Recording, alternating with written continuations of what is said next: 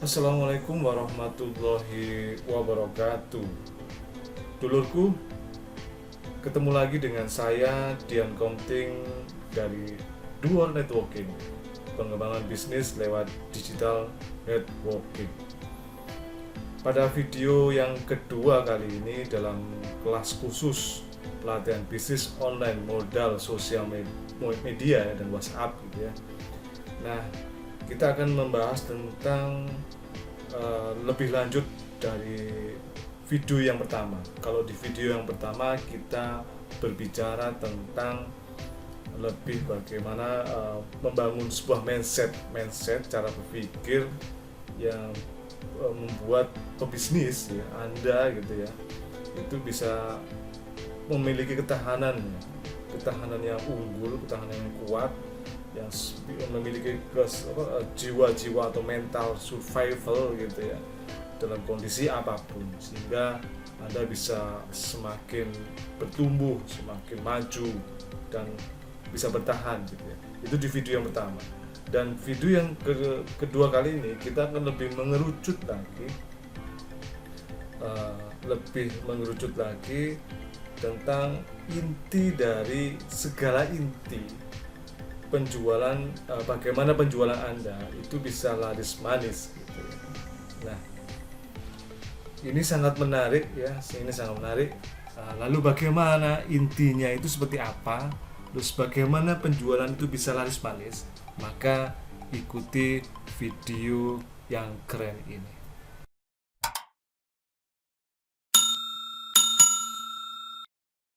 Dulurku, sahabat, bapak ibu semua, dalam video ini sebelumnya saya pernah mendapat keluhan ya, apalagi dalam kondisi yang pandemi seperti ini, itu selalu berpikir bahwa sebenarnya kita selalu kesulitan ini karena kondisi pandemi, terus semua serba online dan sebagainya, itu ya akhirnya ketika berjualan itu kesulitan gitu, serba kesulitan, dan selalu yang disalahkan adalah di luar mereka. Artinya yang disalahkan adalah pandemi, COVID, atau mungkin kebijakan PPKM dan sebagainya. Namun tahukah teman-teman ya, dulurku, bahwa sebenarnya di sisi lain ada yang kesulitan. Itu ternyata ada orang pembisnis yang justru malah dia itu bisa sukses, tidak hanya survive tapi bisa tumbuh, bahkan tumbuhnya itu ya, pertumbuhannya itu melebihi ketika mereka itu sebelum pandemi. Nah, ini yang menjadi sebuah pertanyaan, kenapa mereka bisa seperti ini? Nah, ini kita akan bahas di kali ini. Oke, seperti biasanya kalau saya memulai sebuah sharing dan sebagainya, saya mungkin pasti akan bertanya, apa yang menyebabkan sebuah produk itu bisa laku keras? Nah, ini coba dijawab, terserah mau di kolom chat, dijabri ke WhatsApp saya, atau mungkin di mana saja. Silakan jawab atau tulis di kertas ya, silakan sebanyak-banyaknya. Kira-kira apa yang menyebabkan sebuah produk itu bisa laku keras? Terus yang kedua, coba Anda tanyakan pada orang di sekitar Anda gitu ya. Coba Anda tanyakan pada orang sekitar Anda, baik itu keluarga, teman gitu, istri kalau Anda seorang suami, suami kalau Anda seorang istri, kalau Anda menjualkan produk gitu ya, kira-kira mereka mau membeli lebih dari 10 kali gitu. Artinya ketika Anda menawarkan, dia membeli, terus Anda tawar lagi, dia membeli sampai 10 kali, kira-kira maukah mereka? Nah, ini sebelum mereka, cuma tanyakan saja, kalau saya menawarkan Anda gitu ya, menawarkan sebuah produk dan Anda beli sampai 10 kali, itu maukah gitu, mau nggak sampai 10 kali gitu? Pasti jawabannya buat apa gitu ya sampai 10 kali. Nah, bila mana Anda bisa menjawab pertanyaan ini dua-duanya dengan tepat gitu, pasti Anda bisa sold out. Nah, Namun di video ini 2 pertanyaan ini akan saya jawab dalam sebuah sharing kali ini. Baik, sebelum kita bicara tentang lebih banyak bagaimana sebagainya, Anda tahu ini kan, ini adalah uang yang kusut ya, dilecek-lecek gitu ya. Nah, uang yang dilecek-lecek atau uang yang masih belum dilecek-lecek itu, kalau seandainya ini ambil saja $100 gitu ya, $100 ini kira-kira walaupun kondisi lecek ini itu kira-kira gitu ya, apakah bisa buat beli gorengan gitu ya, atau bisa ada yang cari gitu, ada yang butuh, atau mungkin bisa buat beli sesuatu? Pasti jawabannya adalah bisa, sekalipun itu diremes-remes, dilecek-lecek, dikusut-kusutkan, bahkan sekalipun diinjak-injak, itu uang ini masih laku, masih dicari orang gitu, masih bisa menjadi alat tukar gitu. Kenapa hal ini terjadi? Ya, apa menyebabkan demikian? Coba Anda jawab pertanyaan ini. Nah, sudah ketemu? Nah, selanjutnya adalah ini. Contohnya adalah kopi. Kopi ini kira-kira berharga berapa? Kopi dengan model seperti ini. Kita membeli kopi gitu ya di warung kopi gitu, kira-kira seharga berapa? Seharga 1.500 kah? Paling tidak harga Rp3.000 gitu ya. Nah, harga kopi Rp3.000 gitu di warung kopi gitu ya, itu kalau kita bisa membingkai ya, atau kita menambahkan sesuatu di situ, maka kopi ini itu apakah harganya sama dengan kopi yang di sebelahnya ini Rp3.000? Nah, tentu Anda pasti nggak ada yang menjawab, oh ya bisa sama gitu, tapi juga bisa berbeda. Nah, kalau seandainya kopi ini dinamakan espresso coffee, ini bisa harga Rp30.000 ketika dijual di Starbucks atau di Coffee to Fee atau di outlet kopi yang ada mesin espressonya gitu. Tahukah Anda kenapa hal ini bisa berubah, bisa berbeda padahal sama-sama kopi gitu. Nah, kembali ke sebelumnya tentang uang lecek tadi, kenapa uang ini bisa masih payu, masih laku untuk digunakan walau diremes-remes? Karena dia mempunyai apa teman-teman? Value. Nah, value, sehingga ini yang penting. Kata kunci di kata kunci value. Nah, sehingga uang ini walaupun di kondisi apapun itu masih mempunyai harga, mempunyai value, mempunyai nilai. Nah, itu yang terjadi. Itu yang artinya value itu adalah menjadi sebuah hal yang penting di sini. Menjadi sebuah jawaban. Begitu juga dengan kopi ini. Kopi ini berubah menjadi kopi yang harganya Rp30.000 karena dia ada penambahan value, entah itu dari bijinya, kualitas bijinya yang dipilih sedemikian rupa yang paling bagus dengan biji-biji yang tertutup, bukan biji-biji yang reject atau biji-biji yang rusak gitu, atau prosesnya juga diberikan value-nya gitu. Nah, tahu perbedaannya? Nah, artinya apa? Pebisnis, apapun Anda, siapapun Anda jualan apapun, ketika Anda bisa merubah komposisi nilai tambah ini, itu Anda akan memberikan nilai yang lebih, nilai yang artinya orang akan melihat dia akan membayar sesuatu itu lebih ketika kita memberikan value di dalamnya. Artinya apa? Nilai tambah itu menjadi sebuah penting. Ya, seperti kopi tadi, harganya sampai 10 kali lipat.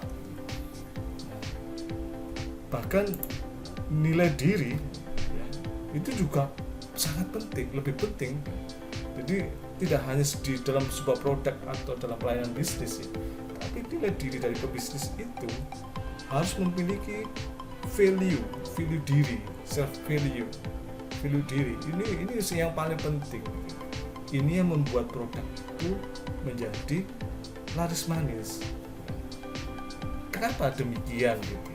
Kenapa value itu menjadi sebuah hal yang penting? Value diri itu menjadi sebuah hal yang sangat penting gitu. Dari diri ini harus punya value gitu. Nah, kenapa demikian? Ada prinsipnya, bagaimana prosesnya dan sebagainya. Value itu menjadi penting. Itu prinsipnya adalah kita harus berpikir bahwa prioritas bisnis itu adalah aset, setelah itu omset. Ya, paham di sini. Kita berpikir bahwa bisnis itu yang prioritaskan itu adalah membangun aset. Setelah itu kita berpikir omset. Nah, omset dan aset itu seperti apa? Omset itu adalah penghasilan dari proses bisnis atau penjualan. Nanti kalau kita dalam omset itu adalah nilai atau produk yang kita jualkan ya, itu dikurangi harga HPP atau operasional, itu adalah omset. Atau ya apa yang kita hasilkan dari proses bisnis itu, proses penjualan itu. Ada yang sifatnya bersih, ada yang kotor kan gitu. Apakah kalau kita mengandalkan omset ini kira-kira gitu ya bisa bertumbuh lebih baik gitu? Kita fokus pada omset, pada omset saja gitu, kira-kira kita akan bisa bertumbuh akan lebih. Nah, ini yang jadi pertanyaan, apakah bisa menjadi bikin laris manis gitu? Nah, ternyata kalau kita berfokus pada omset itu kita akan capek teman-teman. Karena apa? Ibaratnya kita terlalu fokus pada hasil, bukan fokus pada proses. Anda bisa melihat bahwa perusahaan-perusahaan seperti Gojek itu dia tidak fokus pada omset. Bahkan sampai saat ini, beberapa saat ini Gojek, Tokopedia dan sebagainya itu belum menemukan laba, belum menghasilkan laba mereka. Tapi keuntungannya dari valuasi sebuah perusahaan, divaluasikan gitu, akhirnya itu menjadi sebuah keuntungan. Tapi secara keuntungan dari proses bisnisnya itu tidak ada sebenarnya, tidak ada, belum menghasilkan laba sama sekali. Namun dia fokus pada aset. Nah, makanya itu Gojek itu nilai valuasinya itu lebih besar dari Garuda. Tapi secara aset, nilai asetnya ya itu sangat jauh lebih daripada Garuda. Artinya apa? Aset secara yang terlihat itu lebih kecil. Kan Gojek hanya mengandalkan SDM dan aplikasi saja gitu ya, tanpa harus membeli armada dan sebagainya. Kalau Garuda itu dia harus menyetok pesawat sampai kalau salah total jumlah pesawat sekitar 200 sekian pesawat gitu ya. Nah, itu berapa nilainya itu ya untuk biaya operasional dan sebagainya. Maka aset itu harus diperhatikan. Semakin kita bisa membangun aset itu, maka semakin mudah kita untuk membuat produk itu laris manis. Nah, langkah-langkah pertamanya adalah kita harus membangun aset digital itu terlebih dahulu. Jadi enggak, omset perlu dipikirkan, tapi ini yang menjadi sebuah prioritas. Nah, kemudian adalah setelah kita bisa membangun aset digital, maka kita bisa mengkonversikan aset itu ke dalam uang, ke dalam earning itu adalah menghasilkan monetize, menghasilkan duit. Jadi aset digital ini bagaimana cara bisa menghasilkan duit. Nah, proses konversi ini atau merubah yang digital ini menjadi duit, ini disebut aset mesin konversi. Ini bahasa saya aja sebenarnya, mesin konversi. Sehingga setelah kita bikin aset digital, maka kita membangun aset mesin konversi. Nah, dampaknya apa? Yang pertama, kita akan menghasilkan omset dari mesin proses ini. Ketika kita berprioritas ke aset ini, kita akan menghasilkan omset. Kedua, kita akan menghasilkan networking. Dan selanjutnya itu adalah kita akan grow. Kalau kita fokus pada memprioritaskan omset, maka kita tidak akan mendapatkan dua hal ini. Jaringan lebih banyak lagi, lebih banyak teman, lebih banyak tim yang mensupport kita, lebih banyak orang yang mensupport produk kita, lebih banyak orang yang membeli produk kita. Nah, ini akan menarik, ini akan menjadi sebuah maka akan membuat kita semakin bertumbuh ketika kita memiliki networking yang semakin kuat. Dan tentunya ketika proses ini kita dilakukan berulang-ulang dan sebagainya, terus kita sudah punya polanya, maka atau ibaratnya sudah teratur polanya, maka kita bisa menduplikasi proses. Sehingga ketika kita bisa menduplikasi, maka ibaratnya kita bisa menggandakan proses itu. Nah, ketika kita bisa menggandakan proses itu, maka kita akan omset kita akan lebih daripada omset di sini ketika fokus pada omset. Nah, dalam proses ini disebut sistem bisnis. Baik teman-teman, nanti di video-video selanjutnya akan saya ajarkan bagaimana sistem bisnis bekerja menggunakan sosial media, menggunakan WhatsApp marketing, itu seperti apa. Lalu bagaimana kita bisa membangun sistem bisnis ini, terus apa hubungannya dengan value tadi. Nah, inti dari proses penjualan ini itu ternyata adalah value, teman-teman. Jadi kita ini harus dipahami bahwa ini adalah sebuah value juga sebenarnya. Jadi apa yang kita lakukan itu dalam proses-proses ini adalah mengandung unsur value. Ada value yang kita mainkan di sini.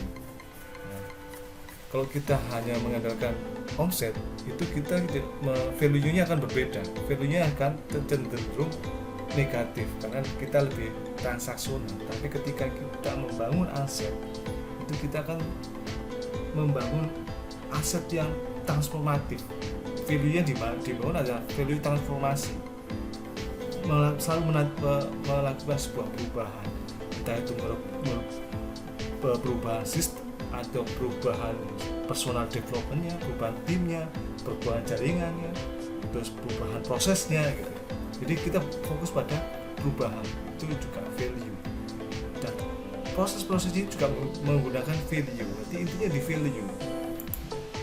Nah, jadi khususnya di value diri itu yang harus kita tajamkan sehingga ini menjadi sebuah karakter kuat di mata customer. Nah, bagaimana membangun value diri yang kuat? Jadi core to core dari penjualan supaya bisa laris manis itu adalah karakter kuat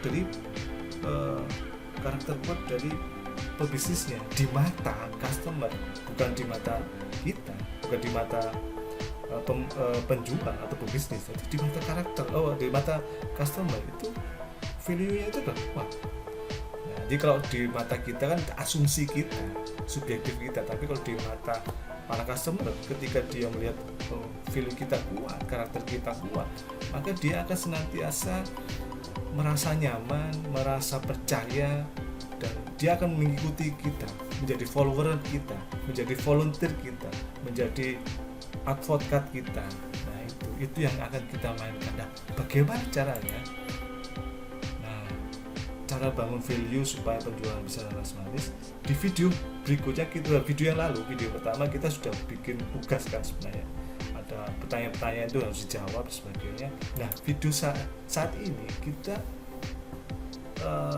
adalah bagaimana membangun cara pandang, merubah cara pandang dari menjual produk yang transaksional itu menjadi pemberi solusi.